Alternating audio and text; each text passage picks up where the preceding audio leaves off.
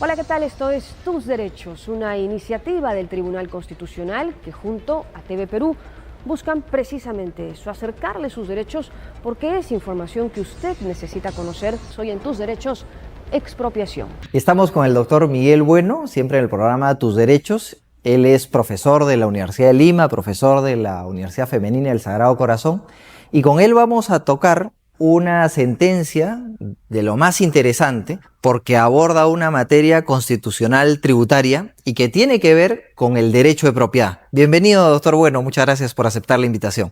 Felipe, muchísimas gracias por la invitación. Es para mí un placer estar aquí y poder conversar contigo de estos temas tan interesantes. Muchas gracias. Estamos ante un caso en el que se discute sobre el derecho de propiedad. Hayek decía hace mucho tiempo que había una especie de trilogía de valores y estaba la vida, la libertad y la propiedad, y sobre la base de esos tres valores se estructuraba un poco las sociedades occidentales. Aquí estamos hablando de uno de ellos, del derecho de propiedad. ¿Qué reflexión le merece este derecho a la luz de este caso? Es correcto, es bien interesante esa cita que usted efectúa. Ciertamente el mundo occidental tiene como elemento central el de la propiedad, aunado al de la vida y al de la libertad. Eso nos permite una digresión respecto de otras organizaciones sociales, ideológicas, que han tenido una secuencia que a lo mejor está en vía de retroceso o tal vez de extinción. El tema de la propiedad es importante, pero la propiedad siempre debe estar sujeta a un interés superior, que es el interés público, el interés general. Descontado ese supuesto, la propiedad siempre admite en nuestros órdenes constitucionales, particularmente en el peruano, una protección especial. Así, a diferencia de otras organizaciones jurídicas, la propiedad en nuestro sistema es perpetua. En otros sistemas jurídicos la propiedad es temporal, es decir, puede ser perpetua desde luego, pero hay formas de propiedad que admiten una secuencia de tiempo.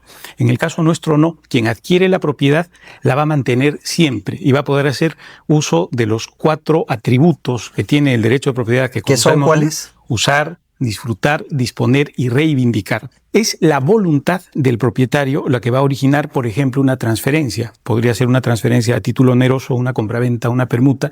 Podría ser una transferencia a título gratuito, como una donación, inclusive un anticipo de herencia. Y es en todos estos casos, o su propia muerte, no una sucesión intestada. En todos estos casos es su voluntad o la regulación legal la que genera la transferencia de la propiedad.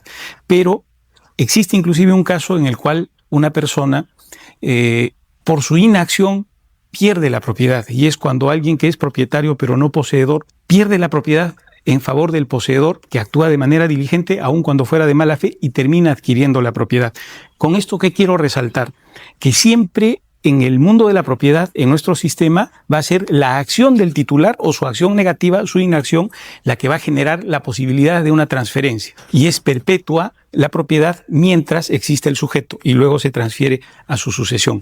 Sin embargo, esta regla general de la propiedad admite una excepción, que es, como señalamos al principio, la de el interés público, el interés general, que se plasma, por ejemplo, en una figura de expropiación. Que justamente es la institución que nos convoca esta mañana y que puede tener 2 causas. La Constitución del 93 dijo que podía ser por seguridad nacional o por interés público. La Constitución del 79 ampliaba un poquito más la figura, utilizaba una expresión que podía ser quizás utilizada de manera abusiva por parte del Estado de aquel entonces. En cambio, la Constitución del 93 sí la restringe. Y vayamos un poco a esta limitación de la propiedad, que es la expropiación, y tratemos de conectarla con el caso que nos convoca. En este caso, ¿cómo lo aprecia? ¿Cómo nos podría comentar a los televidentes de qué sucedió a aquel propietario de un inmueble que estaba adyacente al aeropuerto? Correcto, es un caso súper interesante que además plantea una serie de reflexiones de diversas áreas del derecho. Pero centralmente, respecto de lo que me pregunta, acontece lo siguiente. Se trata de una sociedad agrícola que es propietaria de un número importante de hectáreas en una zona adyacente a nuestro aeropuerto internacional. Más o menos el año 72 se produce una declaración de reserva de esos terrenos porque iban a ser parte de la futura ampliación, en aquel tiempo todavía, de nuestro aeropuerto internacional. En paralelo se da la figura de la reforma agraria, y la reforma agraria adjudica por lo menos 1/3 del área total a diversos posesionarios que pasan a ser personas tituladas en virtud de estos títulos administrativos que expedía el Ministerio de Agricultura en el proceso de reforma agraria. Luego, hacia el año 2000 se establece la ley de expropiación de esos terrenos. O sea, pasa desde el 72, sí. Hay una sequía, ¿no? Y llega recién el 2000. Efectivamente. Y el 2008 empieza a ejecutarse la expropiación. Entonces veamos la afectación que tiene esta sociedad agrícola a su derecho de propiedad. Son 36 años aproximadamente en los cuales se ha visto imposibilitada de explotar debidamente a su interés, a su necesidad, su propiedad, porque primero había la reserva de uso, y después la reforma agraria y después la expropiación. ¿Qué es lo que pasa? Se produce finalmente, luego de un vericueto y una serie de trámites procesales, la expropiación. Hay un laudo de conciencia que es el que determina el importe.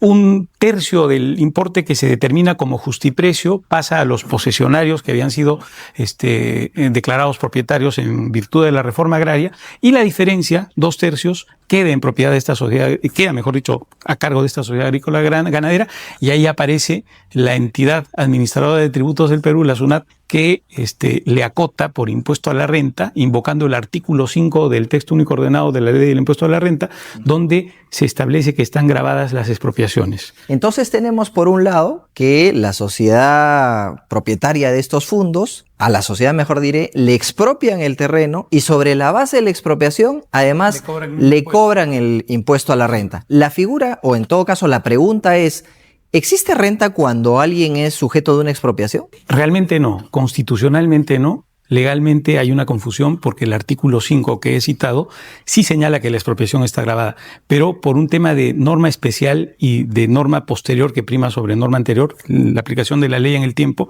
la ley de expropiaciones señala en su disposición final tercera de manera expresa que están excluidos de todo impuesto cualquier importe que se refiera a un justiprecio. Y resulta absurdo porque en realidad esta ley es más lograda que otras que existieron en nuestra historia republicana. Lo que trata es de restituir a valor comercial el bien que ha sido expropiado de manera forzosa, porque el propietario no está interesado en venderlo, el Estado lo obliga a la venta. Entonces, no ha habido negociación, no ha habido posibilidades de fijar el solamente precio. La discusión se puede presentar en una expropiación en torno al precio. Y el precio tiene dos partes. Una es el valor comercial actualizado del inmueble y la otra parte es un intento de indemnización, de reparación respecto del perjuicio que el titular del bien expropiado podría haber sufrido, perjuicio que nunca se podría reparar in extremis, porque la perspectiva de explotación de un bien siempre va a ser superior a la consideración que se dé en un momento determinado. Entonces, es el capital mismo el que está recibiendo aquel que sufre la expropiación. ¿Cómo sería posible que respecto de ese capital, que no es una ganancia, se produzca la aplicación del impuesto a la renta? No tiene ningún sentido, aún cuando existe el problema de que el artículo 5, dice expropiaciones, pero la ley de expropiaciones señala que no se aplica a ninguna expropiación. En consecuencia, hay un problema de aplicación de la ley y de norma especial sobre norma general. Por eso hace bien el Tribunal Constitucional al dictar esta sentencia que declara fundada la acción de amparo e inaplica el artículo 5. Es una atribución para el caso concreto, ¿no? Que era lo que quería resaltar, porque la ley sigue vigente. Lo que pasa es que para el caso concreto, el tribunal lo ha inaplicado, y esto puede servir para futuros casos en los que se discuta materias similares en las que luego de una expropiación venga luego un pago de impuesto a la renta o una pretensión de pago de impuesto a la renta.